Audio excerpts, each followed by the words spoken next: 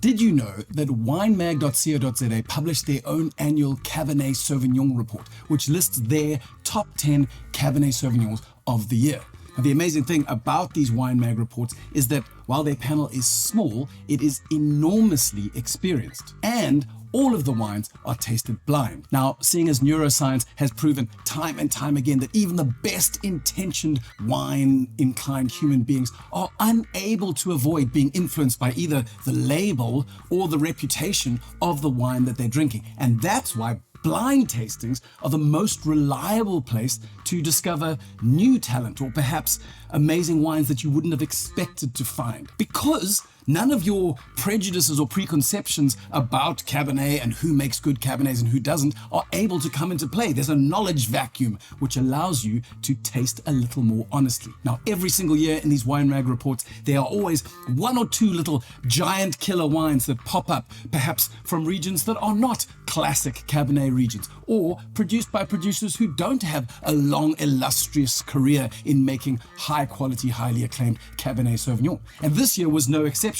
One of the wines to pop up was the Kleine Zalzer Vineyard Selection Cabernet Sauvignon 2021, which earned 94 points. The other one was Glen Ellie's Glass Collection Cabernet Sauvignon 2021, which also earned 94 points. And it's worth noting that neither of these wines are the big, fancy, reserve versions of Cabernet from their estates. And I have to be honest, I often skip past the Glen Ellie Glass Collection wines because they have that really ugly little screw cap. But as it turns out, I'm cutting off my nose to spite my face because the Glen Ellie Glass Collection is absolutely cleaning up. Not only was it a top 10 Cabernet Sauvignon, but their Merlot finished in the top 10 Merlots for 2024 as well. So it's very clear that winemaker Dirk van Sale and assistant winemaker Leandro Botma are making magic under those ugly little tin caps. But don't take my word for it, taste it yourself and let me know your thoughts. The third giant killer in this year's top 10 is today's hand drink solo wine of the day, the Maastricht Cabernet Sauvignon 2021, made with fruit from the wine district of Durbanville. Now, if you've enjoyed this video so far, or perhaps you just want to stay up to speed with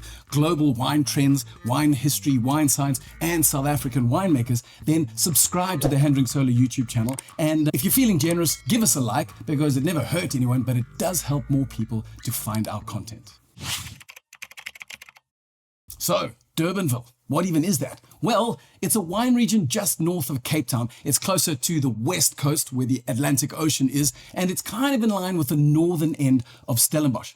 Now, if you take a look at the map, you'll see that this region is slightly elevated, sitting at about 100 to 300 meters above sea level. You'll notice that actually there's kind of an elevated valley in the midst of the hills, and there is a really interesting collection of estates that run along this valley. These hills also form the perfect funnel in order to channel any cool breezes that come in off the Atlantic Ocean. Now, Durbanville is, for the most part, renowned for making Sauvignon Blanc. But as we've proven before with wines from estates like Bloemendal and Nataida and Maastricht and Doria, Durbanville is able to produce a number of wine styles rather well. In fact, we've featured Maastricht's Pinot Noir before because it delivered such amazing value for a cultivar that is renowned for delivering poor value. Also, it's a wine that absolutely kills in blind tastings.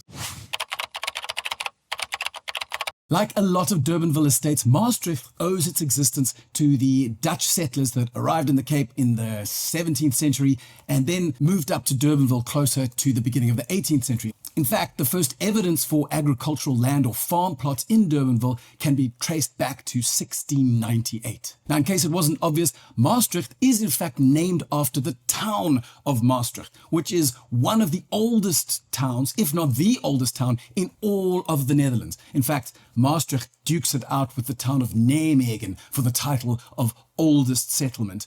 But both seem to have evidence of some sort of human inhabitation ranging from between 50 BC and 19 BC. Little fun fact for the day, Maastricht is also the birth town of the European Union, because it was here that the Treaty of Maastricht was signed, which then paved the way for the rollout of the euro currency. The estate is owned by the Lowe family, and patriarch Tace Lowe is the one who leads the way. But you should note this is not the same Tace Lowe who owns the estate of Diemersdal just over the hill.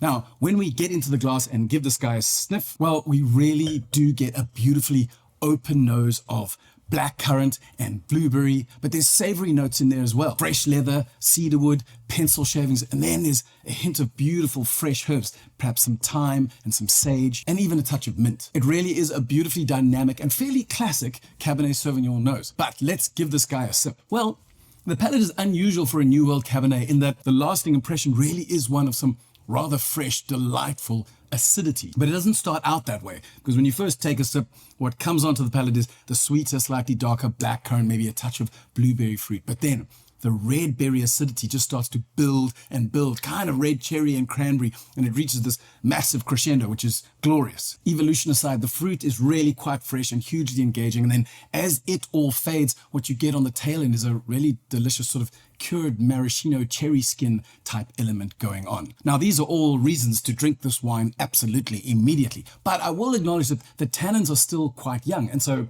that is a reason to perhaps give it a year or two. But either way, the choice is yours. So that's all we have time for today, but I have left you a link to 2 videos, one of which covers the Maastricht Pinot Noir, which I mentioned earlier and which I still swear by, and the other talks about what is arguably Durbanville's most sought after cult Sauvignon, and that is the Bloemendal Cedar Terrasse Sauvignon Blanc.